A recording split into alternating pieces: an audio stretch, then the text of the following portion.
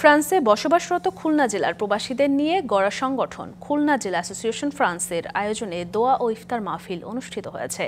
রাজধানী প্যারিসের পার্শ্ববর্তী মেট্রো হোস এলাকার একটি রেস্টুরেন্টে আয়োজিত এই ইফতার মাহফিলে সভাপতিত্ব করেন সংগঠনের ভারপ্রাপ্ত সভাপতি রেজা মাহমুদ আসাদ, সংগঠনের সাধারণ সম্পাদক বাদশা মল্লিক ও সহ সভাপতি মোসাদ্দিক বিল্লাহ মাসুকের যৌথ সঞ্চালনায় প্রধান অতিথি হিসেবে উপস্থিত ছিলেন শাহ গ্রুপের চেয়ারম্যান সাত্তার আলী সুমন।